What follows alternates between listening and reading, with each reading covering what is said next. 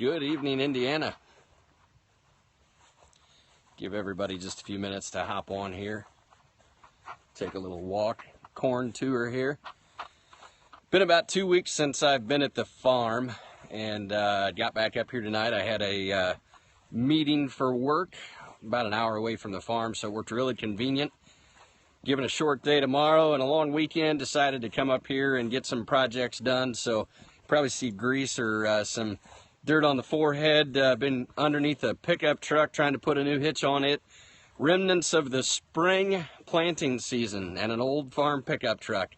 So got that work done and figured I'd hop on here real quick. And you know, it was funny. I was talking to a coworker, and we came up with a couple topics that I could potentially talk about. And you think I can remember both of those? So duly noted that if you've got a thought, you got to remember and write it down. Otherwise, about 6 or 8 hours later, you're going to forget it. So crops are looking good. We'll talk a little bit about that tomorrow. We'll be in the beans tomorrow. But corn has come a long ways in 2 weeks, and it's looking really, really pretty good.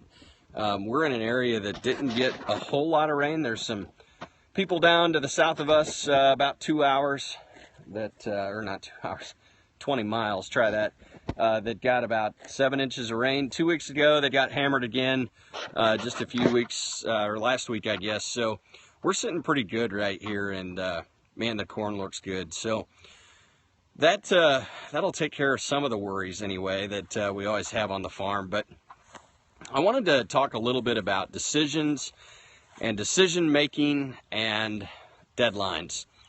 And there's you know, of course, tons of ways you can tie this in. And I know last night I kind of thought, well, we'll talk about the generational gap. But there's I've got some paperwork and some resources at home that I do remember where those are at. And I wanted to kind of re-review those. It's been a while since I've taken a look at those. But some good advice for kind of managing the generational gap. And so I wanted to get brushed up on that before I talk about the generational gap with all of you. But when you look at decision making and the ability to manage deadlines and work with people, and last night we talked a little bit about this too, but you've got to manage the expectation of when the deadline is for you and for the people you're around. Because if nobody understands that, they can't work towards that common goal. And, you know, I think about decision making because we all want somebody else to help us make that decision. And, you know, you hear about helicopter parents, and now the new thing is lawnmower parents or bulldozer parents, because they actually pave the way for their kids because they're worried about one of them making a false move or getting hurt or a bad decision. And we probably, most of us, weren't protected from that when we were growing up. We made our own decisions. We lived and learned the hard way. And, you know, it's not to say that we don't want anything better for our kids or the next generation, but it's important for us to realize where they need to stumble and fall, including ourselves. So how do we help make decisions, and where is our decision point going to be? Now, the easiest method to kind of relate to tonight is really with cash grain marketing. So if you were to have sold corn last week, you'd probably be about, 30 to 40 cents ahead if I were to sell corn today.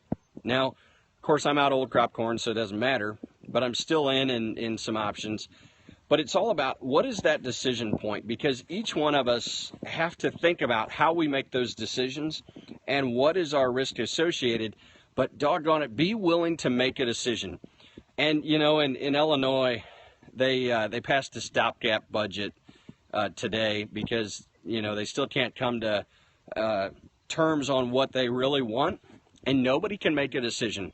And it's all about standing up for what you believe and what's right. But at the end of the day, somebody's got to pull the trigger.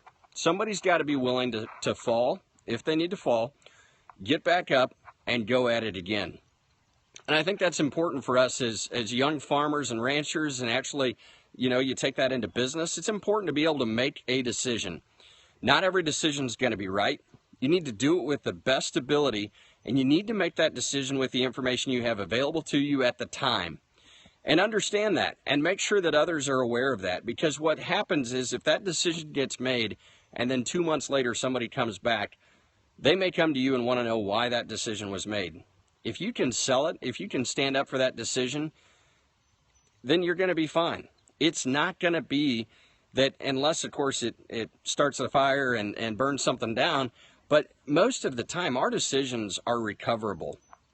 Maybe we didn't get that extra 30 cents in the corn market, but that decision is recoverable. Hopefully you didn't sell 100% at that.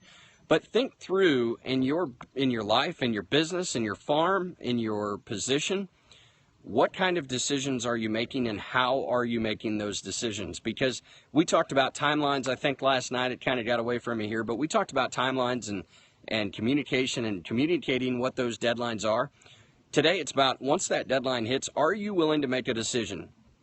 And if there's an opposing view, how are you going to bring or take that into account so that opposing view is given due consideration and then that decision made?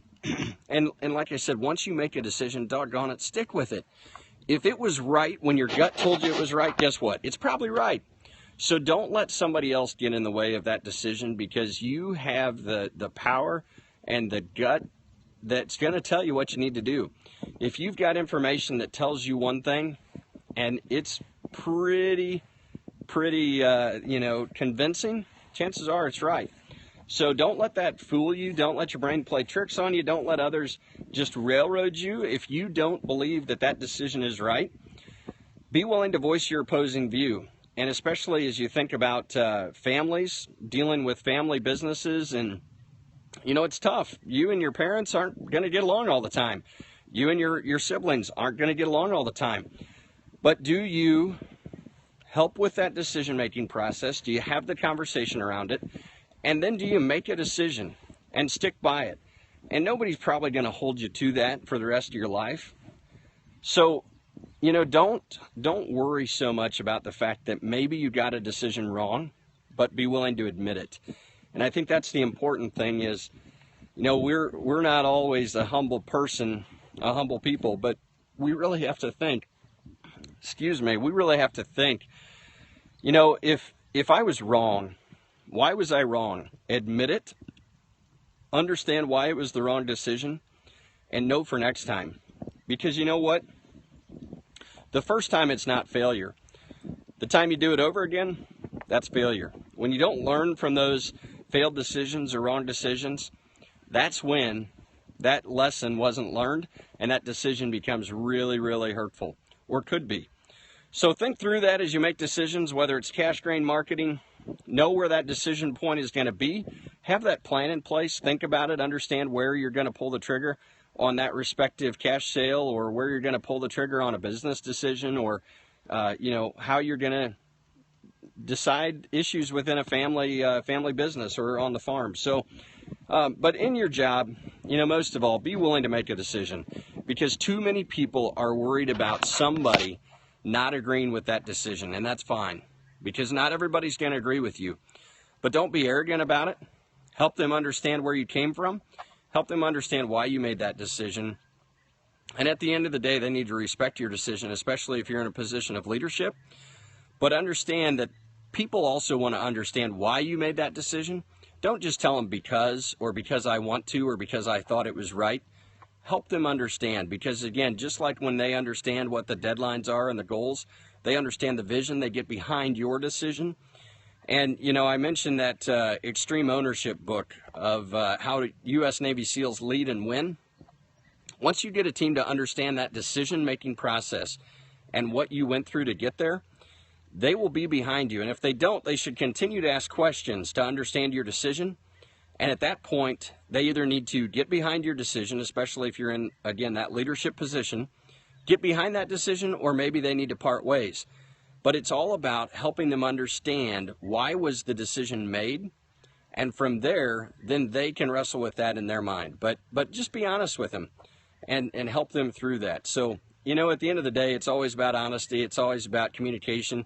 And those are two of the toughest things in life that you got to deal with. So we'll see. Tomorrow's Farming Friday. We'll hopefully be out in the soybean field. I'll take a look down there and give you a little look at how the beans are coming along. we got a big stinky project tomorrow here at the farm.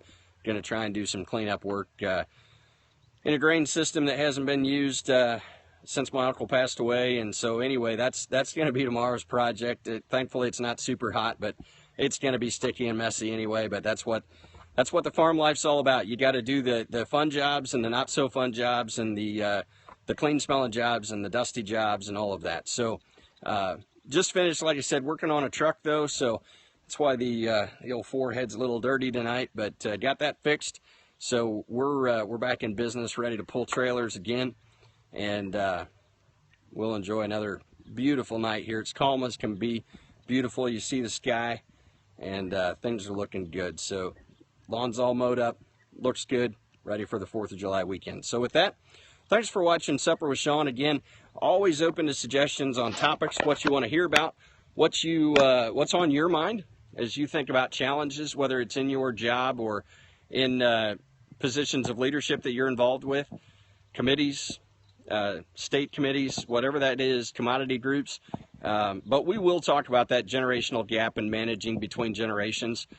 That's something that I've heard from multiple people, but again, I just kind of wanted to brush up on that. I know I've been through a couple seminars on that, and I just wanted to get some of that information back out before we talk about that to make it a little bit more valuable for all of you. Thanks for watching. Have a great night. Be safe out there, and we'll see you tomorrow night on Farming Friday, Supper with Sean.